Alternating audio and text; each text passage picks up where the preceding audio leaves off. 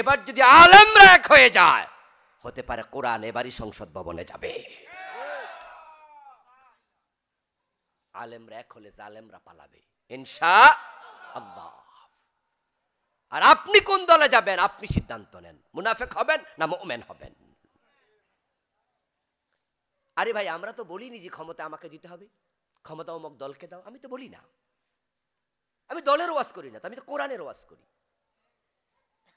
যদি বিএনপি কোরআন দিয়ে চালায় আমরা সব বিএনপি হয়ে যাব, আওয়ামী লীগ চালালে আমরা আওয়ামী লীগ হয়ে যাব। কোরআন দিয়ে চালাতে হবে, সোজা কথা। যার সাথে কোরআন নাই তার সাথে মুসলমান থাকবে না, থাকলে সে মুনাফিক।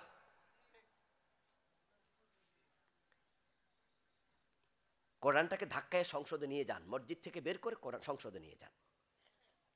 ইসলাম দিয়ে যদি দেশ চলে, সোনার বাংলা হতে বেশি দিন লাগবে না। দুইজন মন্ত্রী কিছু চালাইছে, আজ থেকে 15 বছর পিছনে যান, দুইজন মন্ত্রী 3টা মন্ত্রণালয় চালাইছে, সমাজ কল্যাণ, কৃষি, শিল্প। 5 বছর চালাইছে, 1 টাকা খায় নাই, চুরি করে নাই, 1 টাকাও করে নাই। প্রমাণ আছে না বাংলাদেশে? 1 পয়সা দুর্নীতি করে নাই। তো বাকি যে মন্ত্রণালয় আছে ওই জায়গাতে ইসলাম ওয়ালাদেরকে বসায় দেন, দেখবেন সোনার বাংলা হয়ে যাবে, 20 বছরও লাগবে না। চুরি বন্ধ করো, চুরি বন্ধ করো, চুরি বন্ধ করো। এখানে অনেকে মালয়েশিয়া গেছেন চাকরি করতে, ঘুরতে, আমিও গিয়েছি 12-14 বছর আগে। কুয়ালালামপুরে নেমে কি পরিমাণ 50 তলা বিল্ডিং দেখে আমি অবাক হয়েছি। অথচ দেশটা স্বাধীন হয়েছে আমাদের মাত্র 10 থেকে 12 বছর আগে। বাংলাদেশে 50 তলা একটা বিল্ডিংও নাই, আর ওদের আছে শত শত ব্রিজ, কালভার্ট, উড়াল সেতু। ওদের শহর দেখলে অবাক হবেন।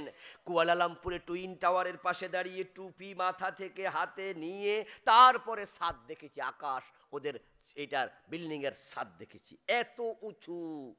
তারা যদি শত শত 50 তলা বিল্ডিং বানাতে পারে, বাংলাদেশ একটাও বানাতে পারলো না। কেমনে বানাবে? ব্যাংকে 10 লাখ টাকার চেক দিয়ে দেখেন, একসাথে 10 লাখ টাকা অনেক ব্যাংক দিতে পারে না। এখন বলে টাকা নাই, পরের দিন আসেন। ওরা গেল, আমরা পিছালাম, কারণ তাদের দেশে আমাদের মতো চুরি নাই। পিয়নরা 400 কোটি টাকার মালিক হয় না। আশ্চর্য হই, আমার দেশের কৃষক দিনমজুর সন্তানকে ঋণ করে কষ্ট করে বিদেশ পাঠায়, ও আমার দেশের লোকগুলো মরুভূমিতে গিয়ে সৌদি আরবে কাজ করে, কত কষ্ট করে রাস্তায় কাজ করে, করে করে বিদেশের টাকা দেশে পাঠায়, আর আমাদের নেতারা দেশের টাকা বিদেশ পাচার করে। তো মূর্খ লোকে না বালা, আমাদের মূর্খ কষ্ট করে বিদেশ থেকে টাকা দেশে পাঠায়, আর আমাদের নেতারা শিক্ষিত দেশের টাকা চুরি করে যদি দেশে কাজে লাগাইতো, আমাদের ফলাফান কাম করে খাইতে পারতো, ও বিদেশ পাঠাই দেয়। আজীব। মাত্র 10 থেকে 12 বছর আগে স্বাধীন হইয়া মালয়েশিয়া আগাতে পারলে বাংলাদেশ কেন পারবে না? কোন কারণে পারেনি খুঁজে বের করতে হবে আমাদের।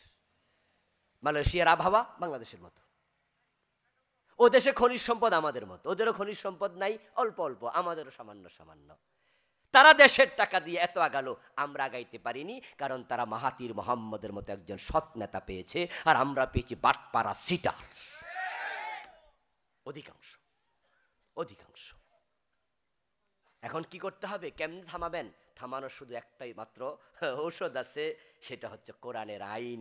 মায়ের উপরে ঔষধ নাই, চোর ধরে ধরে হাত কাটা শুরু করে দেন, দেখবেন যে তারের মতো সোজা হয়ে যাবে। সচিব চুরি করেছে, হাত কেটে দাও। মন্ত্রী চুরি করেছে, হাত কেটে দাও। এমপি চুরি করেছে, হাত কেটে দাও। আমার রাসূল শিখিয়েছেন, আমার মেয়ে ফাতেমা চুরি করলে ফাতেমার হাতও কেটে দাও।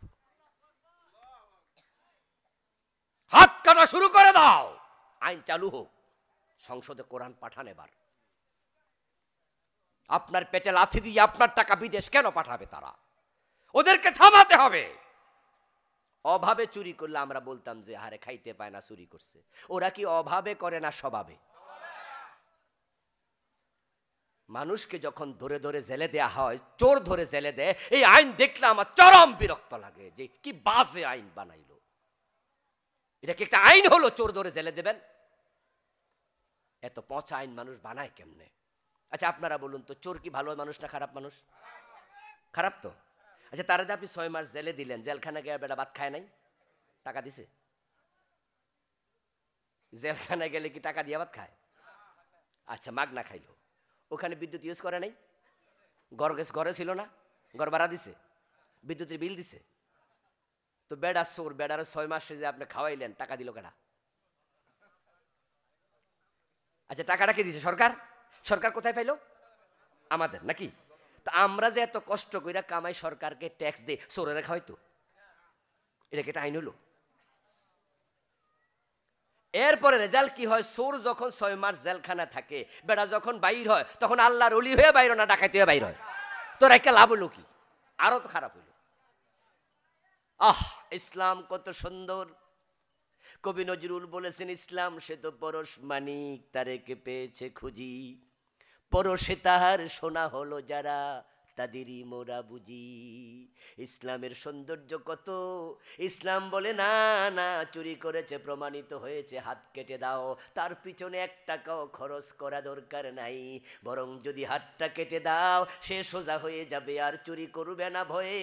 আর হাত কাটা চোর দেখে হাজার হাজার চোর এমনে চুরি ছেড়ে দেবে।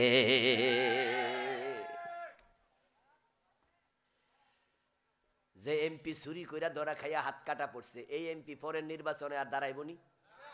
কেমনে দাঁড়াইব? মিছিলে আইয়া, মিটিং আইসা হাত তোলা দিয়ে আরম করা লাগবো না? হাতে তো নাই, কারণ জনসভার মাঝে হাত তুলবে না আইসা। আপনাদের এখানে আইসা হাত লাড়ার কথা কয় না? তো চুরি করলে হাতে তো নাই, লাড়বো কি? একটারে দেখে 100 সোজা হয়ে যাবে। কি চমৎকার ইসলাম! মুনাফিকি করবেন না, নিফাক শিখবেন, কথা কাজে মিল করুন। আমরা বলেছি লা ইলাহা ইল্লাল্লাহ। সুতরাং সিদ্ধান্ত নেব, এই জমিনে যতদিন বাঁচি আল্লাহ ছাড়া কারো আইন মানব না। আল্লাহ তৌফিক দান করো, বলেন আমিন। হাযা মা ইনদি ওয়াল ইলমু ইনদাল্লাহ, আলাইহি তাওয়াক্কালতু ওয়া ইলাইহি উনীব। প্রিয় ভাইয়েরা, আমরা সংক্ষেপে দোয়া করে বিদায় নেব। আগামীকালকেও এখানে মাহফিল আছে।